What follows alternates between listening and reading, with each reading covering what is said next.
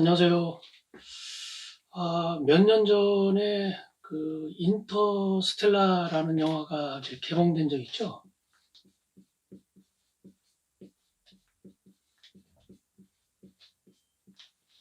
크리스토퍼 놀란 감독인가요?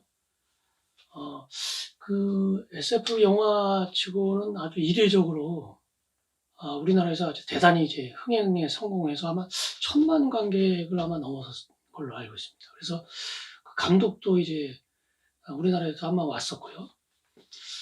그래서 저도 이제 아주 참 재밌게 봤는데요. 그 영화의 그 주된 내용이 그 아인슈타인의 그 상대성 이론하고 아주 밀접한 좀 관련이 있는 것 같습니다. 그래서 거기에 나오는 그 장면들 중에서 제가 본 것 중에 아주 되게 인상 깊었던 게 두 가지 꼽으라면은 이제 그 주인공들이 그 외부의 이제 어떤 행성을 찾아서 돌아다니다가 그 블랙홀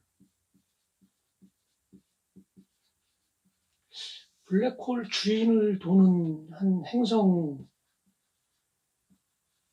이제 착륙을 하죠. 착륙도 아니죠, 사실은. 왜냐하면 이제 그 완전히 다 물로 덮여 있었죠. 물로 덮인 그런 행성이었는데, 거기 그 행성에서 둘은 이제 밑으로 내려가고요, 그죠? 착륙을 하고, 그 한 사람은 이제 모선에 남아서 이제 있게 되는데, 여기에서 불과 대략 한 시간? 그 정도 머물었는데, 나중에 이제 모선으로 이제 왔을 때 보니까, 여기에 남아있던 그 조종사 같은 경우는 거의 한 1-20년의 시간이 흘러버렸잖아요. 왜. 그래서 이제 블랙홀처럼 아주 중력이 강한 곳에서는 시간 지연이 일어난다는 게 이제 그 일반 상대성 이론에서 나온 그 도출된 이제 결론이고요. 그죠? 이런 게 하나 있었고, 또 마지막 끝나는 부분에서 인류가 이제 지구가 워낙 환경이 좋지 않아서 지구에서 이제 살 수 없고, 그래서 새로운 어떤 삶의 터전을 찾아서 이제 그 하는 뭐 그런 내용이 있는데, 그 뒷부분 끝나는 부분에 보면은 그 넓은 초원이 나오고, 그런 데서 사람들이 뭐 테니스도 치고 일상생활을 이렇게 영위하게 하는 장면이 나오다가 카메라가 점점 멀어지면서 그 초원이 평평한 땅이 아니라 이런 식으로 이렇게 둥그렇게 이렇게 말려 있죠, 그죠? 그리고 이런 식으로 돼서 요 안에서 이제 집도 있고 뭐 나무도 있고 뭐 이런 식으로 돼 있어요, 그죠? 그리고 이거는 회전을 합니다. 그러니까 회전을 하니까 원심력에 의해서 이 사람들이 여기 이제 붙어 있게 되는 거죠. 그러니까 요거는 우리가 흔히 얘기하는 그 가속도하고, 그 다음에 그 중력하고 그 같은 그 값어치를 갖는다. 그러니까 등가 원리라고 하는 건데요. 그 아인슈타인이 그 생전에 한번 자신이 생각했던 가장 좀 뭐랄까요? 특별한 아이디어라고 했나요? 하여튼 정말 그 반짝이는 아이디어였다. 그 등가 원리가. 이것도 이제 역시 아인슈타인의 그 상대성 이론을 그 어떤 이론을 구축하는데 중요한 어떤 전제가 돼서 이제 상대성 이론을 발표하게 되는데요. 근데 이제 상대성 이론에 관련된 이제 책 같은 경우도 이제 많이 저도 이제 보기도 하고 뭐 여러 번도 보고 그러는데 사실 그걸 이해하기가 참 쉽지가 않습니다. 물론 이제 저처럼 이제 평범한 사람이야 뭐 과학자들도 그게 쉽지 않다고 하는데 저같이 평범한 사람은 뭐 오죽하겠습니까? 그래서 그냥 저처럼 일반 사람들이 그 이해할 수 있는 수준 정도까지 한번 설명을 해보려고 이번 영상 한 몇 편의 이제 영상이 될 것 같은데요. 한 영상을 좀 준비했습니다. 그러면은 이제 그 상대성 이론을 설명하기 전에는 그 이론이 나오게 된 어떤 배경이 있고 또 반드시 이제 어떤 그 전제 조건이 좀 있을 거 아닙니까? 오늘은 이제 그 얘기에 대해서 한번 해보겠습니다. 일단 이제 그 영의 실험이 있어야 되는데요.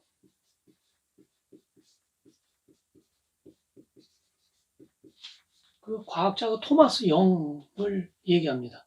이 사람은 뭐 대단히 다재다능해서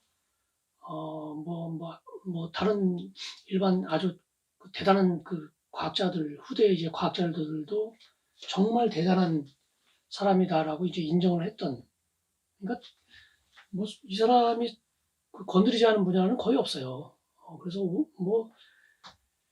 그 메소포타미아에서 발견된 그 로제타석인가요? 그 고문서까지도 이제 해석을 할 정도로 다재다능한 그런 사람이었는데 이 사람이 이제 실험을 하나 했습니다. 어떤 실험을 했냐면은 그 이중 슬릿.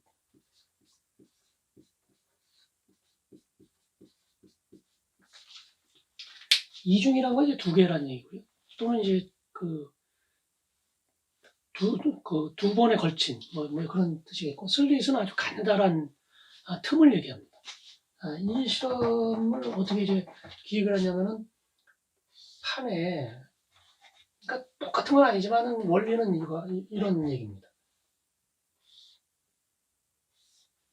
판에 이제 작은 구멍을 뚫고, 이거 이제 슬릿이죠. 작은 구멍. 그리고 그 다음번에 다시 구멍을 뚫는데 이번에 이제 두 개를 뚫어놔요.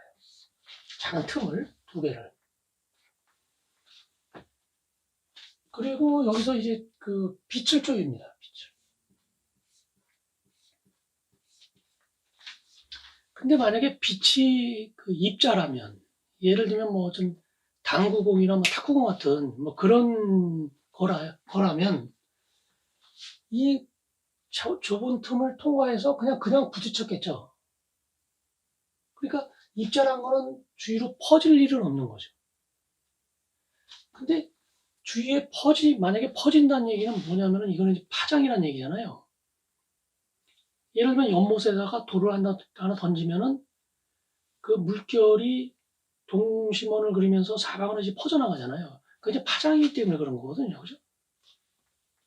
근데 이 빛을 이런 식으로 이제 쪼였더니 여기를 통과한 빛이 이런 식으로 이제 퍼져나가면서요. 퍼져나갈 거 아닙니까? 그리고 요 퍼져나간 빛이 다시 여기를 통과하면서 또 여기서 이렇게 빛이 퍼져나가고, 그리고 이런 데서 이 파장하고 이 파장이 서로 이제 겹치는 부분이 생기잖아요. 그죠? 그래서 여기서 이제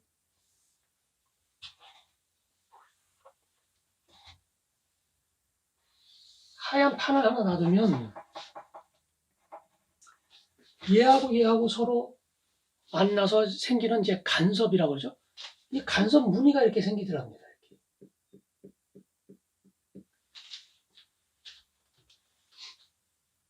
그러니까 이거는 뭐냐면은 이거는 빛은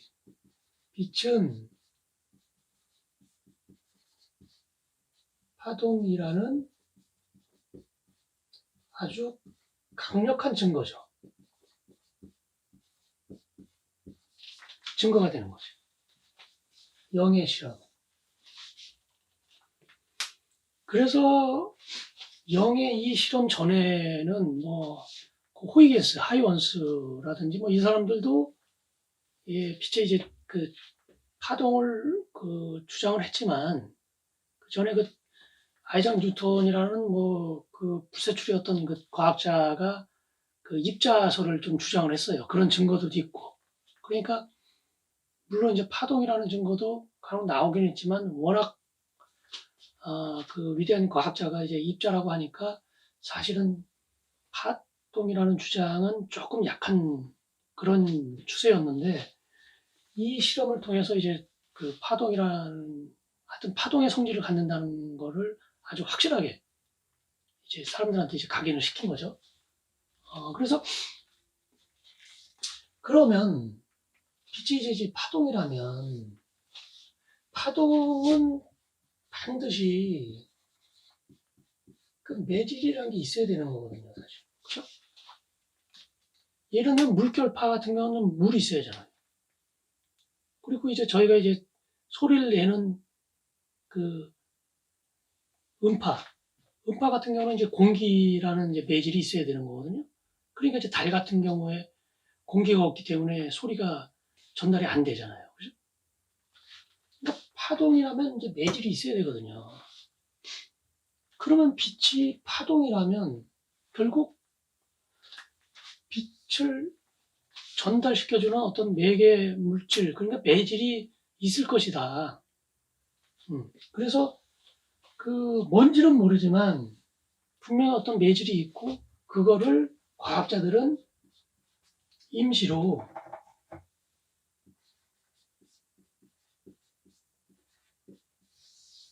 빛의 매질이 에테르다. 그러니까 이제 뭐 어떤 가상의 좀 이름이에요. 그러니까 매질이 분명히 있어야 되는 거고 그 매질은 아직 밝혀지지 않았지만 아마 분명히 있을 것이다. 그리고 일단 그거를 에테르라고 하자 해서 그래서 이제 그 온 우주 빛은 이제 그 우주 밖으로도 이제 퍼져나가니까 그러니까 온 우주에는 이런 에테르라고 하는 빛의 그 빛을 전달해주는 매질이 가득 차 있을 것이다. 이렇게 이제 생각을 했습니다.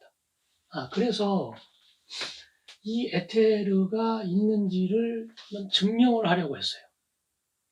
그 실험이 아주 유명한 실험인데요. 그 마이컬슨이라는 사람하고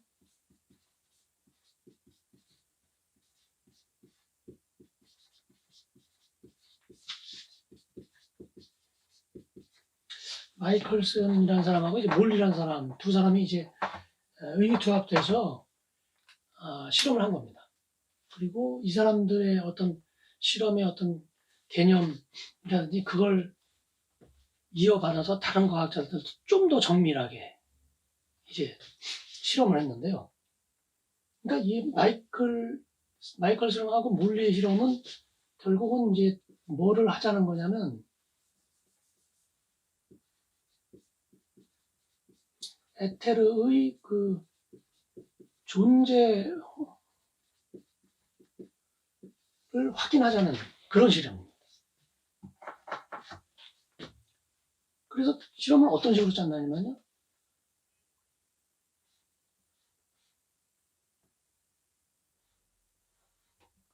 여기 이제 광원이 있고요. 그리고 여기 이제 반거울을 놔둡니다.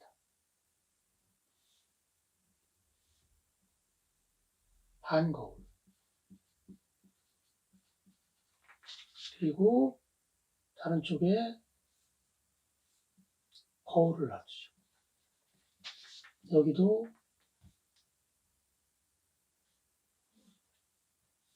거울을 놔두고요.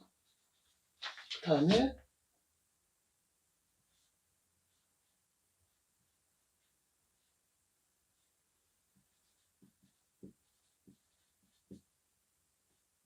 빛이 들어오는 거를 이제 검출하는.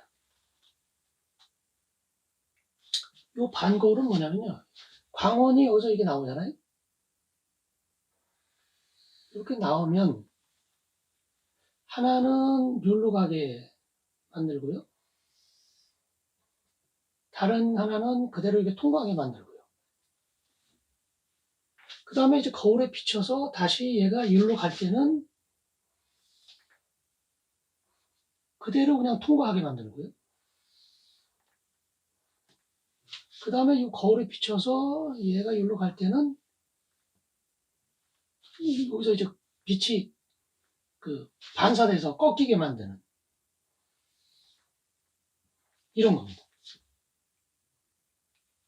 그러니까 요게 이제 A 코스라 그러고요. 예를 들면 요걸 이제 B 코스라 그러면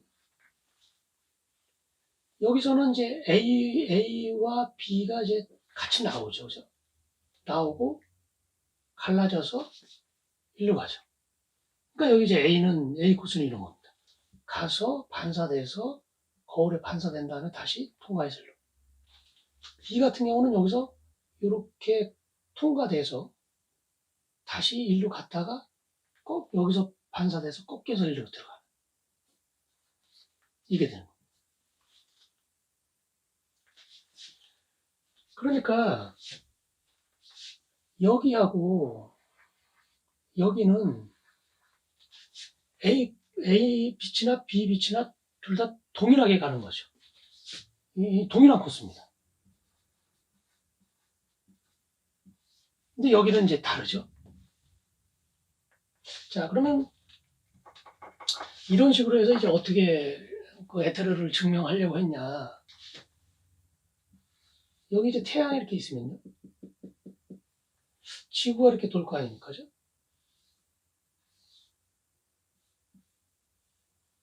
지구가.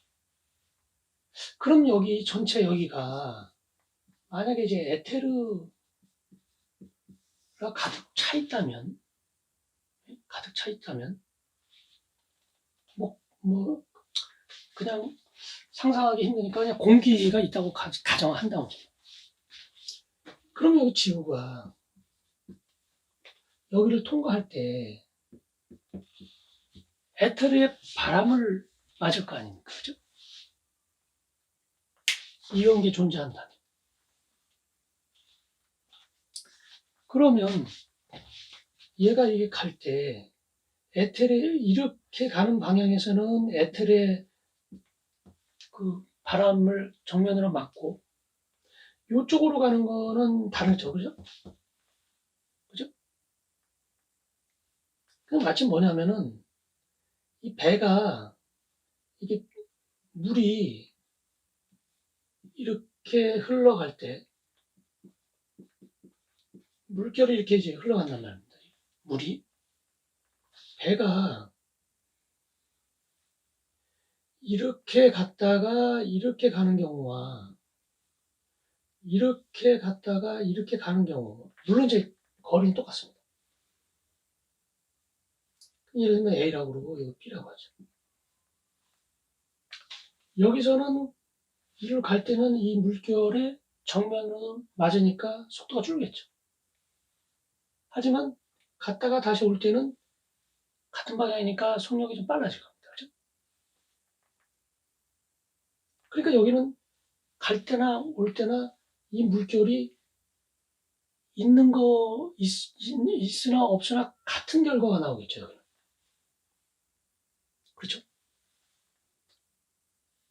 근데 B 같은 경우는 갈, 갈 때도 그렇고 올 때도 그렇고 이 물결에 의해서 얘가 비스듬히 가겠죠.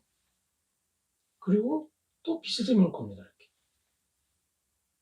그러니까 똑같은 거리를 이동한다고 가정을 하더라도 결국은 B 같은 경우는 더 먼 거리를 이동하는 거죠. 그러니까 만약에 A가 여기서 그러니까 지구가 이렇게 가는 이쪽으로 이제 이동하는 공정하는 방향이라면 여기서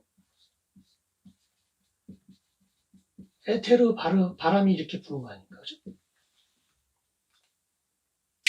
그러면은 여기하고 여기는 동일하니까 뭐 비교할 필요가 없고 요 경우하고 요 경우 같은 경우 여기는 에테르의 맞바람을 맞고 아니면 그 다음에 뒷바람을 맞으니까 결국 쌤쌤인데 여기는 옆바람을 맞으니까 약간 길어지겠죠. 지구 자체가 이제 에테르 바람을 맞기 때문에 옆에서 그러면 여기서 나온 광원하고 와서 이렇게 가고 다시 여기서 이렇게 갔을 때 A하고 B가 도착할 때 약간의 차이가 있다면 결국 A와 B의 그 파장이 도달하는 그 차이에 의해서 서로 약간의 간섭이 일어날 거라는 거죠. 약간의 간섭이. 그래서 간섭 무늬가 다만 얼마라도 좀 생길 것이다. 그래서 간섭 무늬가 생긴다면 이게 에테르는 존재한다. 이제 이런 거죠. 물론 이 거리는 워낙 짧기 때문에 적당히 이제 그 조작을 해서, 그러니까 몇 번을 왔다 갔다 하다가 동일하게 몇 번 왔다 갔다 하다가 이제 들어가게 하는, 조금 더 차이가 나야 이제 뭐 간섭이 나올 거니까요. 그죠? 그러면 이 실험 결과는 어떻게 됐냐? 간섭 무늬가 나오지 않았어요. 결국 몇 번을 했어요. 그리고 이 사람들이 한 이거보다 이제 좀 더 정밀한, 개념은 비슷해도 좀 더 정밀한 방법으로 했는데도 불구하고 에테르의 존재는 이게 확인되지 않았습니다. 그러니까 간섭 무늬가 나오지 않아요. 그래서 이 에테르는 없다. 그러니까 빛은 왜 그런지 모르지만 매질이 없는 진공 중에서도 전달이 된다. 파동이지만. 그런데 이 실험에서 또 아주 부수적으로 요것뿐만이 아니라 요것만 확인, 에테르가 없다는 거를 존재하지 않는다는 것을 확인했을 뿐 아니라 또 하나 아주 부수적으로 대단히 중요한 사실을 하나 알게 됐는데요. 아까도 말씀드린 여기 태양이 이렇게 있으면 얘가 이렇게 공전을 하잖아요. 그죠? 공전하면 A가 이 공전 방향과 동일하다고 보고 얘는 수직이라고 가정을 하면 A는 갈 때는 빛의 속력과 그 다음에 지구의 이제 공전 속도를 더해줘야죠. 그죠? 그렇죠? 그 다음에 반대로 갈 때는 빛과 이제 반대 방향으로 빛이 공전 방향과 반대니까 이제 이렇게 될 겁니다. 그죠? 공전 속도. 그럼 결국은 뭐 똑같은 결과가 있죠. 그죠? 더해주고 빼주니까. 그리고 이동거리는 이제 동일하고요.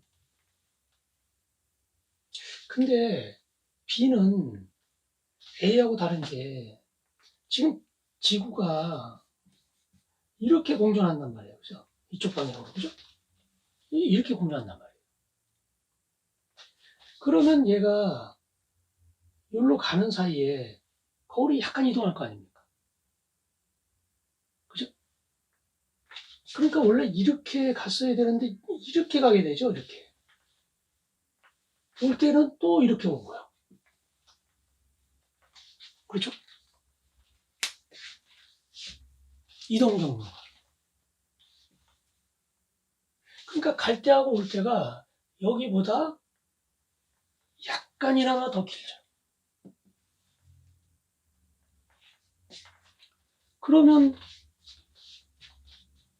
여기는 이제 동일하니까 얘보다 얘가 약간 늦어서 여기에 도달하면 여기서 간섭 무늬가 나와야 되는 거예요.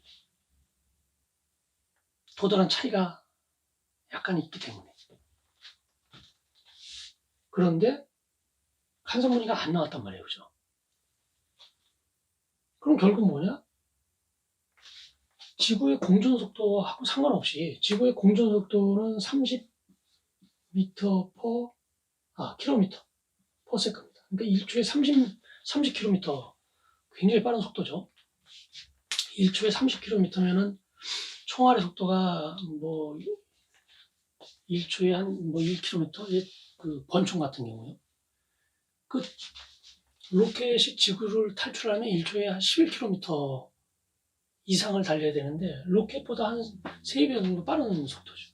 근데 이제 빛의 속도는 30만이잖아요. 빛의 속도. 그러니까 만분의 1이죠. 하지만 어쨌거나 만분의 1만큼의 어떤 영향을 받죠. 그죠? 받아야 되는 거죠. 그죠? 그렇다면 분명히 여기서 간섭 무늬가 나와야 되는데 그 간섭 무늬가 안 나온 거예요. 이거는 또 몇 번을 해봐도 그래요. 또 이거보다 훨씬 더 정밀하게 측정을 해도 그렇게 나옵니다. 그러니까 이거는 결국 어떤 결론을 도출하냐면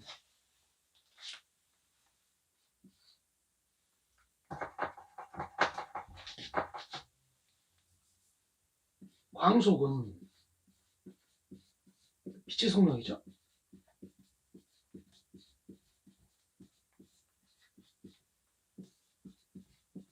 절대 불변이다.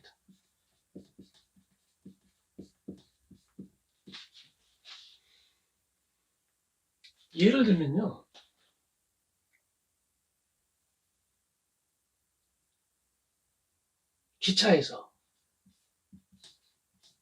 기차가 예를 들면 100m/s로 달려간다고 할 때요. 여기서 공을 던졌는데 공이 10m/s로 같은 방향으로 던지면 기차 밖에서 볼 때 이 공의 속도가 110m/s가 돼야죠. 그렇죠? 그 다음에 이 기차가 역시 100m/s로 오른쪽으로 달려갈 때 어떤 사람이 공을 10m/s로 반대 방향으로 던지면 외부에서 볼 때 이 공의 속력은 90m/s가 돼야죠, 당연히. 그런데 이게 만약에 빛이면 이게 빛이라면 이거의 속력은 상관없이 이 경우나 둘 다 30만 km/s, 30만 km/s가 된다는 그런 결론입니다. 그래서 이 광속 불변의 법칙, 광속은 불변한다는 거를 그 어떤 절대 원리를 삼고 그리고 아인슈타인은 이제 특수 상대성 이론이라는 거를